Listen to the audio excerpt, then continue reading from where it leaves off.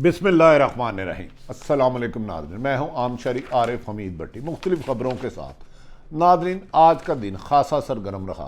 आज दोबारा PDM के आखिरी कश्ती में कील PDM की क़यादत मुस्लिम लीग नून ने दे दिया। अभी तक की इतलात के मुताबिक PDM का इजलास जारी है।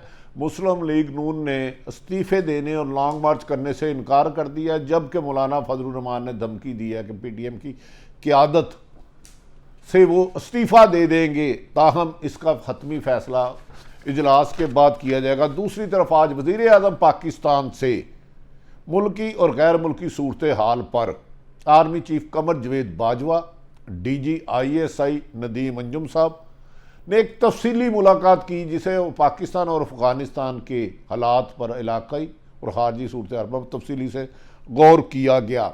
दूसरी तरफ हैरत है कि पाकिस्तान इस वक्त मुख्तलिफ क्राइसिस में है। IMF का प्रेशर, अफ़गानिस्तान की सूरत हाल गंभीर से गंभीर होती जा रही है। रशियन प्रेसिडेंट ने इंडिया का दौरा किया, वहाँ से मदाद ले रहा है। और दूसरी तरफ पाकिस्तान की पार्लिमानी कमेटी बराए कौमी सलामती का इजलास था, जिसका अपोजिशन ने तो बाईकाट किया ही किया, हुकूमती वज़रा ने भी अदम दिलचस्पी का इजहार किया और उसको गौर से सुना नहीं।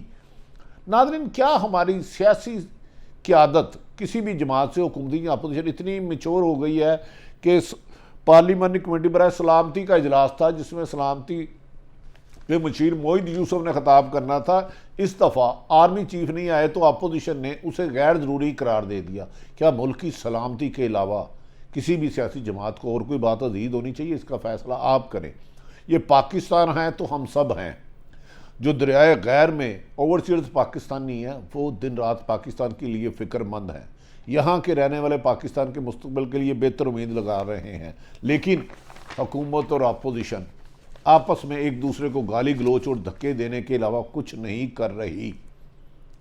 बदकिस्मती ये है कि इतना अहम इजलास, जिसमें अपोजिशन ने तो बाईकाट किया, हुकूमत ने भी सीरियस नहीं लिया, क्योंकि कई वज़रा आए ही नहीं। आखिर वजह क्या है कि वज़रा भी नहीं आए? क्या उनके लिए मुल्क की सलामती के अलावा और कोई इशू भी अहम है? क्या अपोजिशन का बाईकाट करने का जवाज़ था? एक तरफ तो वो कहते हैं हमें हालात से आगाह नहीं रखा जाता, दूसरी तरफ जब सलामती कौंसिल का इजलास होता है और तफसीली मामलात होते हैं, उसको नज़रअंदाज कर दिया जाता है। PDM को एक और झटका लगा है नाज़रीन।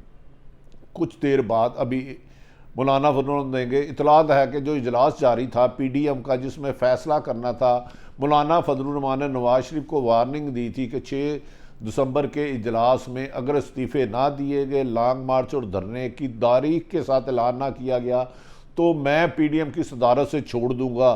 इनसाइड खबर जो आई है कि मुस्लिम लीग ने वाशगाफ लफ्ज़ों में कह दिया है कि हम असम्बलियों से इस्तीफ़े नहीं देंगे, ना ही लॉन्ग मार्च करेंगे, ताहम एक आधा एहतजाज हो सकता है। जिस पर मौलाना फजलुर रहमान सीखवा हुए और उन्होंने खड़े होकर कहा फिर आज PDM की इजलास से मैं रिज़ाइन देता हूँ, जिस पर दीगर शुरा ने उन्हें समझाया और इस मौके पर महमूद खां अचकज़ई चुप रहे और उन्होंने अपनी राय का इजहार नहीं किया। मौलाना फजलुर रहमान ने आज अपने दिल की बड़ास खूब निकाली। उन्होंने कहा पीपल्स पार्टी और नून लीग ने मुझे पहले दिन से इस्तेमाल कर रहे हैं, मेरी नंबर गेम भी ज़्यादा नहीं है, मुझे मेरा नाम लेके जलसे जुलूस करते हैं, धरने का धमकी देते हैं। मैंने जमीयत उलमा इस्लाम ने वाहिद अकेली ने इस्लामाबाद धरनी दिया, लेकिन नून लीग और पीपल्स पार्टी ने NRO ले लिया। इसी वजह से जरदारी बाहर है और नवाज शरीफ मुल्क से बाहर है।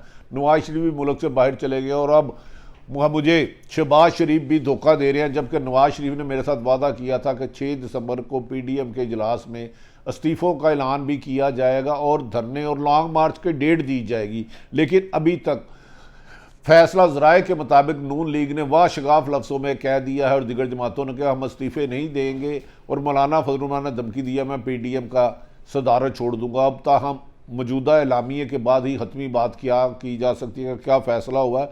शुरा मौलाना फजलुर रहमान को समझा रहे हैं कि आप जज्बाती ना हो। उन्होंने कहा नहीं, मैं जज्बाती नहीं हो रहा, आप लोग अंदर खाने। उन्होंने आज मुस्लिम लीग को वादया कहा कि ताकतवर हलकों के साथ सेटिंग कर चुके हैं, आपकी तमाम क़यादत इस वक्त बाहर आ चुकी है, आप पर अरबों रुपए केस होने के बावजूद कोई आदमी नून लीग का इस वक्त गिरफ्तार नहीं है।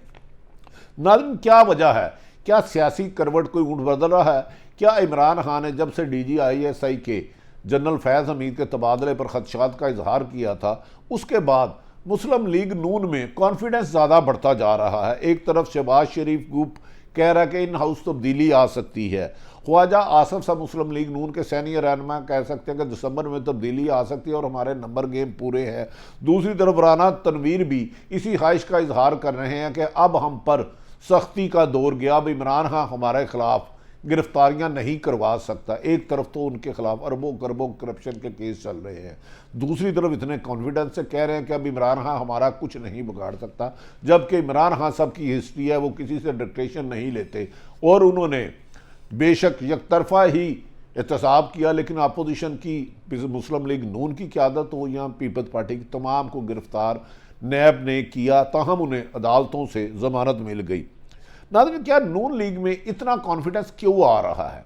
मरियम नवाज ने भी कहा है कि कोई बात नहीं, उन्होंने सिर्फ साकब निसार साबिक चीफ जस्टिस को टारगेट करती है और जनरल फैज़ हमीद कोर कमांडर पेशावर को और इसके अलावा आर्मी चीफ को टारगेट करना छोड़ दिया और मौजूदा DGISI जिनकी आज पहली मुलाकात वज़ीर आज़म पाकिस्तान और आर्मी चीफ से हुई, कहा जाता कि नए DGISI फुट सोल्जर हैं, उनकी तस्वीर भी शाया नहीं की गई। माजी में वज़ीर आज़म, आर्मी चीफ और फैज़ हमीद की तस्वीर शाया की जा रही थी।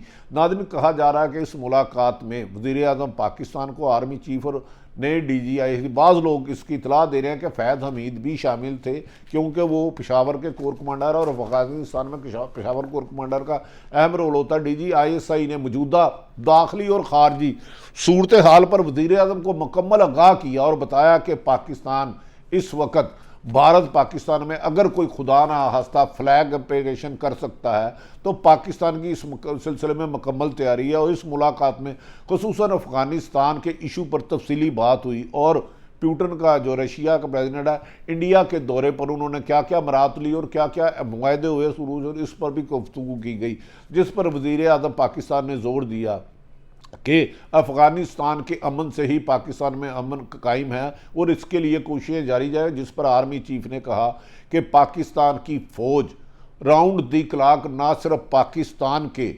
तहफ़्फ़ुज़ के लिए है बल्कि दुश्मन को मुंह तोड़ जवाब देने के लिए भी तैयार है। आज कहा जाता है कि DGISI ने बड़ी नपी तुली गुफ्तगू की और माकूल गुफ्तगू की और दाखिली और खारजी और अंदरूनी सूरत हाल पर आगाह किया तो वज़ीर आज़म उनके मोतरफ हो गए कि इतनी ऐसा तरीके से मौजूदा DGISI नदीम अंजुम ने जिस तरह हालात से आगाही की, उन्हें समझने में आसानी आई।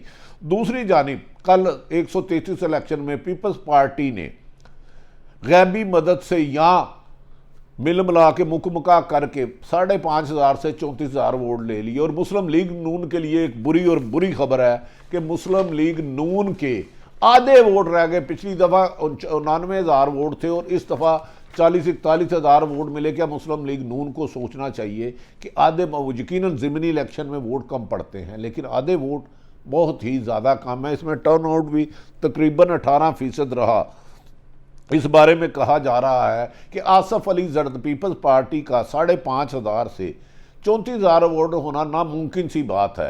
क्या आसफ अली जरदारी की मुलाकातें रंग दिखा गई? क्या पीपल्स पार्टी, मुस्लिम लीग नून ने इल्ज़ाम लगाया है कि पीपल्स पार्टी ने वोट की खरीदो फरोख्त की? क्या इतनी बड़ी तादाद पर वोट खरीदने चाहते हैं? और मुस्लिम PTI को सोचना होगा कि उनके उम्मीदवार यहाँ क्यों भागा, उसने फॉर्म गलत क्यों किए? क्या आने वाले बल्दियाती इलेक्शन में इसके लिए PTI के लिए ये बड़ा डेंट साबित हो सकता है? इनके लिए नुकसानदेह होगा। 133 हल्के की रिज़ल्ट जो आया है, गो कि उसमें अवाम ने इंटरेस्ट नहीं लिया, कम व बेशतर 82% लोगों ने इस वोट में हिस्सा नहीं लिया, लेकिन जिन्होंने भी हिस्सा लिया है उसके नताइज के मुताबिक मुस्लिम लीग नून को, जिसने घर बैठे ये इलेक्शन ले लिए, इतनी मेहनत भी नहीं, कामयाबी भी नहीं, मेहनत भी नहीं की लेकिन कामयाब हो गए। नाज़रीन, दूसरी तरफ, एक तरफ तो मौलाना फजलुर रहमान PDM के बाद आज क्या ऐलान करते हैं, लगता है कि PDM में से अब मौलाना फजलुर रहमान इस्तीफ़ा देंगे। ये क्वेश्चन मार्क है क्योंकि उनकी आज तक PDM में एक बात नहीं मानी गई, लेकिन उनके कंधे पर बंदूक रख के नून लीग और पीपल्स पार्टी ने ताकतवर हलकों से खासे फ़वाइद ले लिए, गिव एंड टेक बहुत ज़्यादा हो गया। अब मौलाना आज दिल बर्दाश्ता भी हैं और मायूस भी हैं कि मुझे 3.5 साल इस्तेमाल किया गया और मेरी कश्मीर कमेटी भी गई और अपोजिशन में भी मेरी कोई हैसियत नहीं है। जबकि नवाज शरीफ ने उनसे वादा किया था कि वो 6 दिसंबर PDM के इजलास में इस्लामाबाद में इस्तीफ़ों का ऐलान कर देंगे। क्या नवाज शरीफ भी इस्तीफ़ों से भाग गए?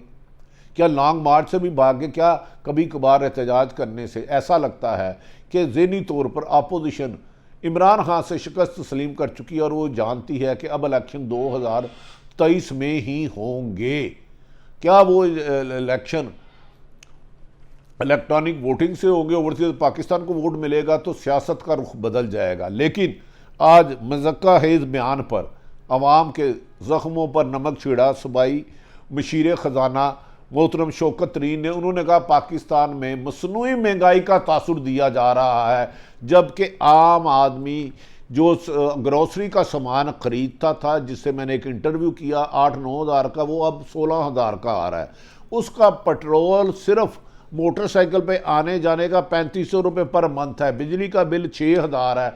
वो लोग भूख से, मिडिल क्लास नहीं अपर क्लास भी चीख उठी है। लेकिन अपनी नाकाम पॉलिसियों पर पर्दा डालने के लिए वज़ीर ख़जाने ने बजाय वज़ीर आज़म को बताते कि महंगाई की वजह से आप इलेक्शन नहीं लड़ सकते, लोग आपको सवाल करेंगे। बेरोज़गारी, महंगाई और करप्शन सिर्फ असल अपोजिशन है। PDM तो सिर्फ मुस्लिम लीग नून और तो पीपल्स पार्टी तो NRO के लिए। इस मौके पर वज़ीर मशीर ख़जाना शौकत तरीन का बयान, जो सेनेटर भी बनने जा रहे हैं, अवाम के ज़ख्मों पर नमक फेंकना है कि इस वक्त 90% लोग 3 वक्त का खाना इज़्ज़त के साथ नहीं खा सकते और अपने बच्चों को तालीम जो बुनियादी हक़ है वो नहीं दे सकते। सेहत की सहूलतें उनके पास नहीं, साफ़ पानी की सहूलतें उनके पास नहीं, उनके इलाकों में कोई बड़ा प्रोजेक्ट नहीं हो रहा।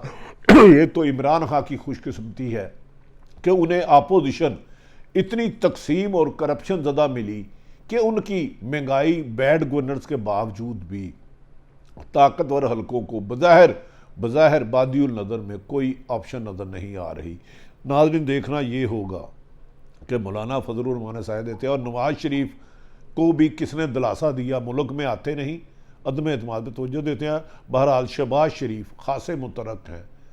तमाम सूरत हाल आपके सामने रखी। पाकिस्तान जिंदाबाद।